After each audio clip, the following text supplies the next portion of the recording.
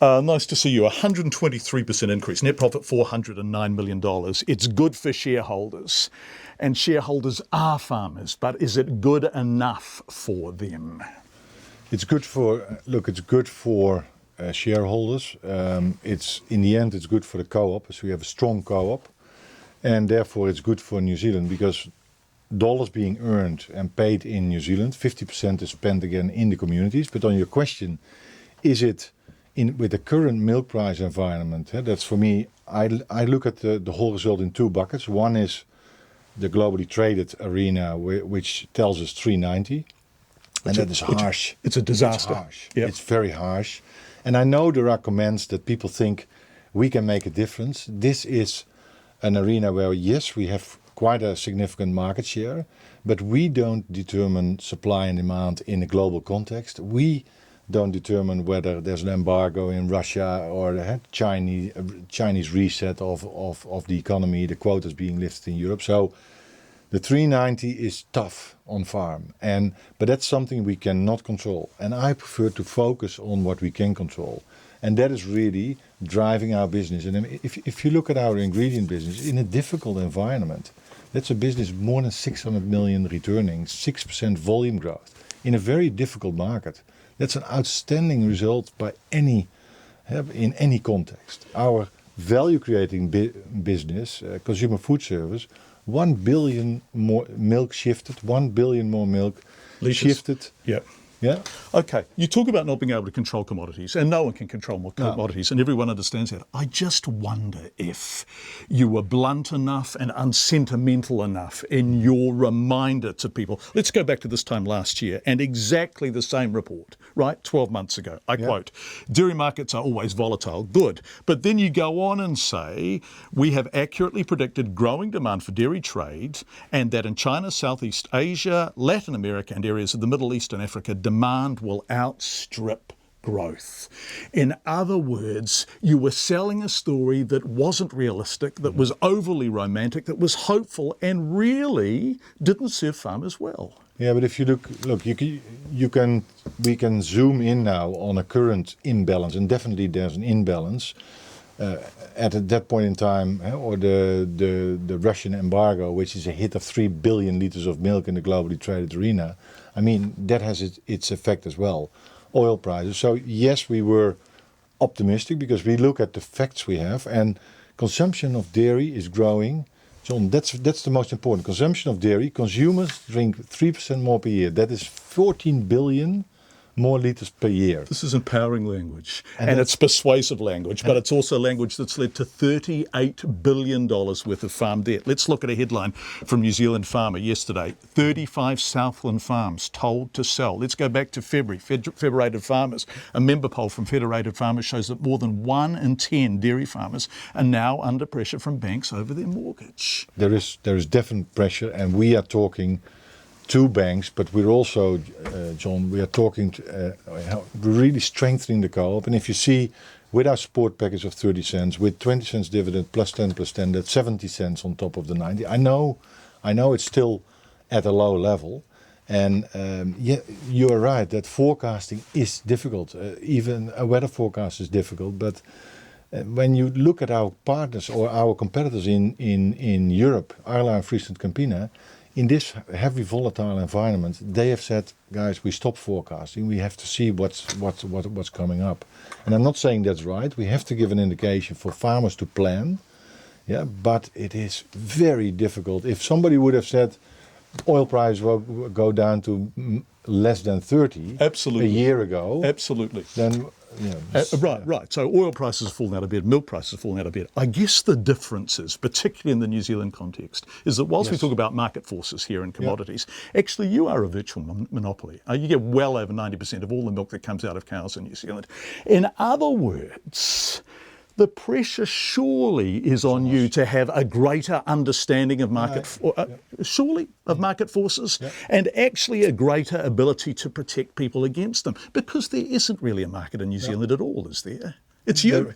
But at the farm gate, you're right. But of course, 95% of what we collect at the farm gate goes into the to the world, right? So the market for me, where we sell, where we create money, That's the global market, and there we have 20 billion liters of milk from New Zealand on 400 billion. That's 5%, right? So at the farm gate, we are really trying to do the best possible job we can. Did we have our forecast wrong? Yes, we did our forecast wrong. But last year, you also remember we said 5.25 plus or minus $1.5. That's how uncertain I was about the forecast. You weren't alone in having your forecast wrong. If we go back to the end of 2014, the Prime Minister was saying, the dip is over, it's going to swing back up. Have the politics of this, have the dependency, the broader, wider dependency on the dairy industry in New Zealand not served you well? In other words, have a lot of people hitched their cart to your horse? Yeah, I cannot judge what other people have decided. That's a politic answer. But John, what I do know is that when you look at the fundamentals of supply and demand, and then I mean consumer, right? And consumer, if that 400 billion wheel keeps on growing by 3%, that's 12 billion liters more of milk every year, right? That needs to come from somewhere. So the world of dairy is a positive scene. And if you ask me the long-term perspective, should we look at the milk price in New Zealand context of a price around 6? Absolutely. That's where the price should sit. But we are looking at big ups. Yeah, we had 8.5, and downs because it's a shallow market. It's so confusing. I mean, let's look at your outlook today. So there is a sense now that later this year things will start to rebound, although by golly, everyone has heard that before. But then at the bottom of your presentation today on the outlook page is one line. Either a supply or demand shock could significantly change this outlook. That's correct. In other words, you're reading the tea leaves, aren't you? No, well, you should read it. What we're saying and what our scenario is, John, here is we are saying prices are lifting from where they are now, below 2,000. Intervention levels in Europe are 2,200. That's an unsustainable level where New Zealand is at.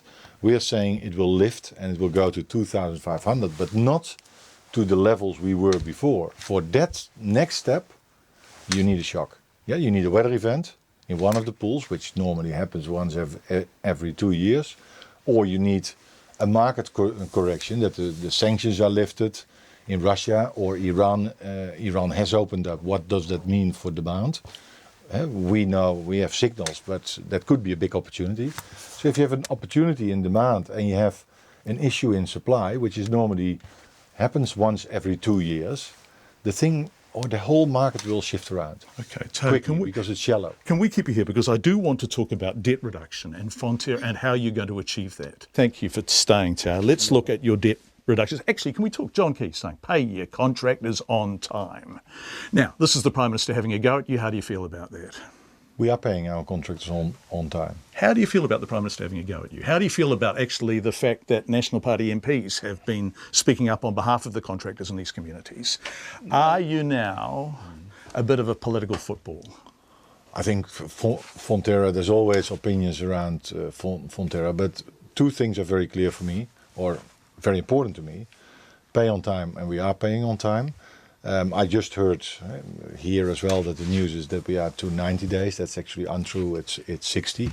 It's 60 over and above what it was, right? Which can mean that actually effectively it becomes 90 days, doesn't it, Tao? Yeah, but what it is, John, it is a policy which was approved in 2011, not consistently being executed, putting us on a level playing field where we need to compete with other players in the world. And if you're a plumber in Hawera, or a Sparky in Stratford who does work for Fonterra, and in fact, because you are a virtual monopoly in New Zealand and you want to work in the dairy industry, you're the guys in town. Do they want to be on a level playing field with a Dutch or a Chinese dairy company? But 85% of the New Zealand suppliers are untouched. So the examples you give, they're untouched. If they do more than $100,000 work a year for Fonterra, then they're touched? Yes. Which is actually not that much money, is it? No, but if you want to put yourself on a level playing field, we are far away from market. We start at $150 per ton negative. If we don't put ourselves on a level playing field, we lose competitiveness. And if we lose competitiveness, we can't bring the dollars back home to New Zealand, which are being spent in the communities. Are you which is looking over your important. shoulder here? Who are you worried about? Is it Standard & Poor's? Who are you worried about? No, I'm worried about real dairy competition in the global arena. It's tight. It's very difficult at the moment to really keep your order books filled. Our result today, with a strong growth of ingredients and consumer food service and creative massively more value, which is brought back to New Zealand, spent in the communities, that's what it is about. But if we don't have a level playing field, it's going to be difficult. Okay, let's talk about your debt reduction plan. So it's gone from, what, 51 point something percent to 49%. You're saying you can... Gearing, gearing. You're saying you can reduce it to further to between 40 and 45% this financial year. How is that remotely possible? No, that is going to happen. How? Because the biggest factor here is that we are at the back end of the season, so we receive less and less milk, to almost zero in May. So our payables go down, or to our farmers go down, because we don't receive milk, and we sell on quite a square pattern around the world, because customers want to have products 12 months a year, right? So we sell a lot of milk. We don't receive any milk because of the back end of the season. So we normally, second half, we drop by 5%. So doesn't that mean that's a cyclical gearing reduction? And in other words, come the peak season again, it will go back up. That's right. So it's not a meaningful achievement, is it? It is. Really? No, it's just cyclical, isn't it? It is. If you compare with 31st of January last year, then it's a 1.5% drop. And we have financed our Being Made deal in that time period. We have done all our big capital investments for the future. We have paid more dividend, right? So we had a whole lot more spent and a 1.5% drop, and that's going to drop back into the 40 to 45% bracket. And that's our forecast. That's what we have put out there, and that's our firm belief. That's our, You are the largest dairy company in the world, right? Fonterra. Yeah, in terms of litres. Yeah. In terms of litres. What percentage of your business is done overseas? 95%. So 5% of your business is done in New Zealand, but New Zealanders have an enormous amount invested in you, literally, metaphorically, in every possible way. $38 billion worth of farm debt. Fonterra has another $7 billion worth of debt. We're talking $45 billion worth of debt all up. This country has invested in Fonterra. We have livelihoods, we have farms, we have farmers going to the wall. What is your priority? What do you stand for? What do you want most of all? Look, we are by nature an exporter, so we are the biggest provider of dairy in the world, and we need to make a difference in the lives of our consumers, because if we don't make a difference there, we don't create value, and we don't bring that value back home. So for me, it's about value creation offshore. We have to, because that's our massive ship goes offshore. We create value, we bring the dollars back home, and we share that, of course, with our shareholders first, but that goes back to the communities. And if we really stop growing, or we lose scale and we lose competitiveness, then we become less relevant in the world. We struggle. And second point for me is our sustainability program, because people think, with this discussion, that we don't care. We do care. We have milk for schools for 170,000 children. We have adopted 6 catchments in New Zealand through DOC. We have fenced 25,000. You know my passion there. Yeah, absolutely. We have not cut a cent there. Okay. Not cut a cent. Now, look, lots of feedback coming in saying, hey, how come milk prices have fallen, right? So what farmers are being paid for milk has fallen, but when I go to the supermarket, it hasn't fallen at all. And I noted your gross margins are up from 15 to 21%, right? Ka-ching. So in other words, cheaper milk benefits you because you can maximise profit on it. Why haven't we seen comparable reductions at the retail end? Look, you've seen amendments again, but what we had this discussion before, for me it's important to see that consumption in New Zealand grows. per capita, and it was dropping, and it's growing right now. Are you answering my question? Are you profiteering? Are you making hay while the sun shines at the expense of your retail clients?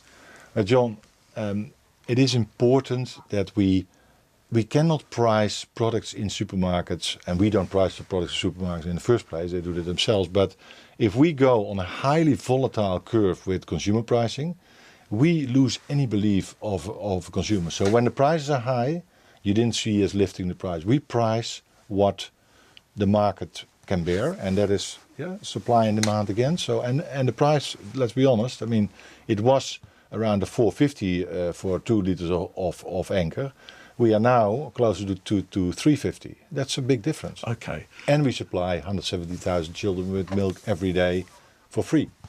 If you are one of those farmers who are now considering the 10%, more than 10%, that Federated Farmers reveal are now under pressure from their banks over their mortgage. We do everything on the second box what I was talking about, what we can control to have as strong as possible co-op supporting them. What can you tell them that isn't romantic and hopeful, but is true and realistic about what Fonterra can do for them? What you've seen today with the 390, we have done this season 30 plus 40, 30 cents support, 40 cents of dividend, right? We have Farm Source, our stores, we will come out next week with significant support and discounts traveling back to farmers.